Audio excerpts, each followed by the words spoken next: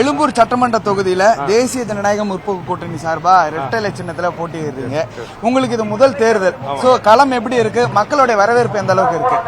இது என்னுடைய முதல் தேர்தல் இல்ல. நான் ஆல்ரெடி 2022 வார்டு கவுன்சிலர் நின்று உங்க பக்கம் வார்டு கவுன்சிலர் 110 நின்று எனக்கு அந்த எக்ஸ்பீரியன்ஸை பார்த்து எங்க தலைவர் வந்து கூட்டு ஊக்க வச்சு இது கொடுத்தாரு.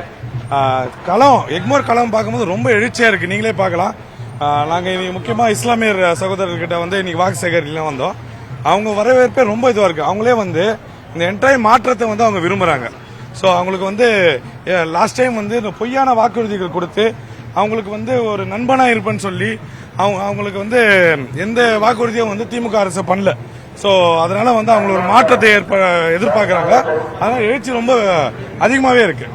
இந்த எக்மோர் கான்ஸ்டுவன்சி பாத்தீங்கன்னா 4 முனை போட்டி நடந்துகிட்டு இருக்கு.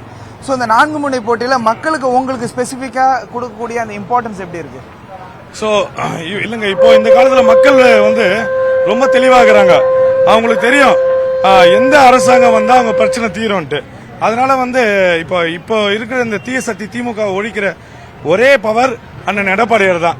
அதனால அவங்க வந்து அதிமுக வேட்பாளர்னாலே என்ன வந்து ரொம்ப ஸ்பெஷலா பாக்குறாங்க. ரொம்ப ஸ்பெஷலாவும் நடக்குது. இதற்கு முன்னாடி இந்த தொகுதியில திமுக தான் வந்து இந்த பகுதியில எம்எல்ஏவா இருந்திருக்காங்க. அவங்க செய்த தவறுகள் என்ன சார்? அவங்க இந்த ஆட்சியில இருக்கிறது மிகப்பெரிய தவறு தான் சார். ஏன்னா வந்து நான் தான் முதல்ல சொன்ன மாதிரி பொய்யான வாக்குறுதி அவனுக்கு கொடுத்து தான் மக்கள் கிட்ட வந்து நான் இது பண்ணுவேன், அது செய்வேன், இது பண்ணுவேன், அப்படி பண்ணுவேன்னு சொல்லி தான் வந்து ஏமாத்தி தான் ஆட்சிக்கு வந்தாங்க. தவிர மக்கள் வந்து ஒரு தடவை ஏமாறுவாங்க, இனிமேட்டு ஏமாற மாட்டாங்க. இதோட இந்த ஆட்சி வந்து முடிக்கப்பட்டு வீட்டுக்கு அனுப்பப்படும். லோக்கல் பாடி எலெக்ஷன்ல இதுக்கு முன்னாடி நின்னதா சொன்னீங்க. முதல் முறையே இந்த எம்எல்ஏ சட்டமன்ற தேர்தல். இந்த களம் வித்தியாசம் இருக்குல்ல, ஒவ்வொரு இடத்துக்கும் போகக்கூடியதா இருக்கும். இப்ப ராஜமோகனுக்கு இருக்கக்கூடிய வரவேற்பு இப்ப உங்கள்கிட்ட இருக்கா? ஏன்னா நீங்க புதுமுகமா இருப்பீங்க பல இடங்களுக்கு போகும்போது.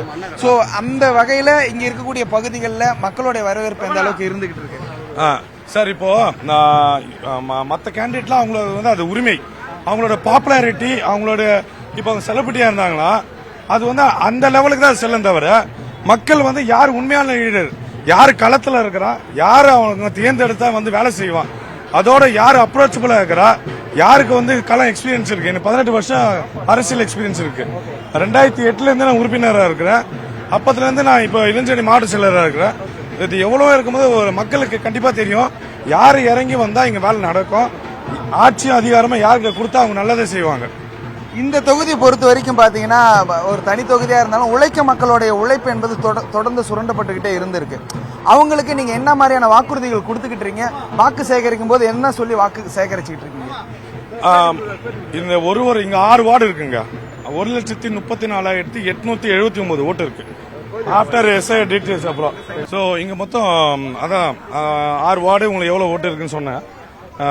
இங்க வந்து ஒரு வார்டுல முக்கியமா வந்து இந்த கடைசி இந்த 4-5 வருஷத்துல law and order completely lost. உமனுக்கு சேஃப்டி இல்ல. நீங்க கேட்டு பாருங்க, தாய்மார்கள் கேட்டு பாருங்க. சின்ன குழந்தைல இருந்து வயதானவர்களுக்கு இங்க சேஃப்டி இல்ல. வெளில வந்தா சீனா இருக்கிறானுங்க, பஸ்ல போனா இதா பண்றானுங்க. அது ஒரு பிரதானமா இருக்கு. ரெண்டாவது இங்க மக்களுக்கு சாதாரண மழை பெஞ்சாலே 4 அடி 5 அடி தண்ணி தேங்கிடுது. அது ஒரு பெரிய பிரச்சனை. இன்னும் அது வந்து கிளியர் ஆகல. இது ஒன்னும் ஒரு லோ லைங் ஏரியாவே இருக்கு. மூணாவது வந்து யங்ஸ்டர்ஸ் மத்தியில் பயங்கரமான ட்ரக் அபியூஸுங்க. இன்ஃபில்ட்ரேஷன் ஆஃப் ட்ரக் இங்க ரொம்ப மோசமா இருக்கு. சோ வந்து அவங்களுக்குலாம் ஒரு நல்ல ஒரு சீரமைப்பு ரீஹபிலிட்டேஷன்லாம் பண்ணி நம்ம ஆட்சி வந்து அவங்களுக்கு கொஞ்சம் சிறப்பாக எடுத்துட்டு வரணும். அது பெரிய ப்ராப்ளமா இருக்கு. வேலை வாய்ப்பு எதுவுமே இல்லை. அதனாலதான் வந்து யங்ஸ்டர்ஸ் வந்து இந்த மாதிரி கட்டப்பழக்கத்து போறாங்க. இதுக்கு முன்னாடி இருந்த இந்த சட்டமன்ற உறுப்பினர் எதுவுமே செய்யலன்றீங்களா? கண்டிப்பாங்க. இதெல்லாம் செஞ்சிருந்தா இதெல்லாம் இருந்திருக்காதுல்ல. ஆமா, முக்கியமா அவங்க தொகுதி மக்களே வந்து அவர் பாத்துக்காம விட்டுக்கிறாரு. அப்ப எப்படி வந்து இதுவா இருக்கும்? அவருக்கு வந்து உங்களுக்கே தெரியும், இந்த எங்க கட்சியை பொறுத்தவரை இருக்கும் வந்து தலைவர் எல்லாரும் நல்லது நினைப்பாரு. அங்க நிறைய உட்கட்சி பூசல் இருக்கு. சோ அதனால வந்து யாருமே இங்க ஒழுங்கா செயல்படல. இந்த தொகுதியில் சிறுபான்மையினரோட வாக்கு என்பது கொஞ்சம் கூடுதலாவே இருக்கு. அந்த வகையில நீங்க பாஜகவோட கூட்டணி வச்சிருக்கீங்க. அப்படி இருக்கும்போது அவங்களோட வரவேற்பு எந்த அளவுக்கு இருக்கு? சோ அப்ப என்ன சொல்றாங்க? இல்ல, மக்கள் வந்து பாஜக வந்து கண்ட்ரி ஃபுல்லா ரொம்ப சப்போர்ட் தான் பண்றாங்க. அவங்களுக்கு தெரியுது சென்ட்ரல் கவர்மெண்ட் ஸ்கீம்ஸ் வந்தா ஸ்டேட்டுக்கு என்ன நடக்கும்னு தெரியுது. சென்ட்ரல் கவர்மெண்ட்னால அவங்க அச்சுறுத்தல் இல்லைன்னு தெரியுது. இது வந்து ஒரு பொய்யான நரேட்டிவ் வந்து ஸ்டேட்ல வந்து திமுக வந்து செட் பண்ணி பாஜக வந்தா சிறுபான்மையினர் வந்து ஆபத்துன்னு ஒரு நரேட்டிவ் பொய்யான நரேட்டிவ் செட் பண்ணியிருந்தாங்க. இப்ப அதெல்லாம் உடைக்கப்பட்டு அவங்களுக்கு ரொம்ப கிளியரா தெரியுது சென்ட்ரல் கவர்மெண்டோட சப்போர்ட் ஒரு ஸ்டேட் கண்டிப்பா தேவை. அப்பதான் ஸ்டேட் வளர்ச்சி அடையும்ட்டு. ஸோ அதனால மக்கள் ரொம்ப தெளிவாகிறாங்க. ஸோ இப்போவே நீங்க பார்க்கலாம், எல்லா இஸ்லாமிய மக்களும் வந்து வீட்டை விட்டு வெளியில வந்து ஆர்வமா பாக்குறாங்க யாருன்ட்டு. நீங்களே பார்த்துருப்பீங்க. கண்டிப்பா இந்த வாட்டி பெரு வித்தியாசத்துல நாங்க வின் பண்ணுவோம். பல்வேறு தகவலை பகிர்ந்தமைக்கு நன்றி சார். நன்றி. நியூஸ் 18 செய்திகளுக்காக ஒளிப்பதிவாளர் ஜாபருடன் செய்தியாளர் இரா பாவேந்தர்.